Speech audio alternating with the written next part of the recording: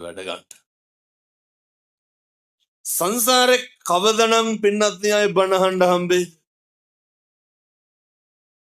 කවද වගේ හම්බේ? දැන් මේ අම්මලා තාත්තලා හිතාගෙන ඉන්නේ ලබනාත්ම කවුරු වෙලා උපදී කියලා.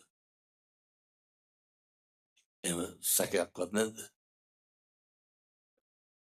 විශ්වාස කරන්ට මතක තියාගන්න කල්ප ගානක් යනකම් මිනිස් වෙලා උපදින එකක් නෑ. කල්ප ගානක් යනකම් ඒ කියන්නේ බණ අහන්න හම්බෙන්නේ. බණ අහන එකත් නෙමෙයි අරුමේ. මොකක්ද අරුමේ? දැන් මොකක් හරි අහලා තේරුම් ගන්න පුළුවන් කවුරු වෙලා ඉපදුනා. බණ නම් ඔය ඉන්න බල්ලොන්ටත් ඇහෙනවා ඉතින්. තේරුම් ගන්න පුළුවන්. නිවන් මඟ අහුරන ප්‍රබල කාරණයක් තමයි වෙනත් ව්‍යාපාදය. මේ කේන්තිය. මැරෙන්න කලින් පුරුදු වෙන්න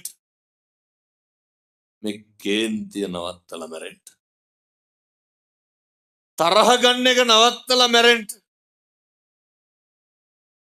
මෙහෙම දේශනා කරන්න හේතුව තමයි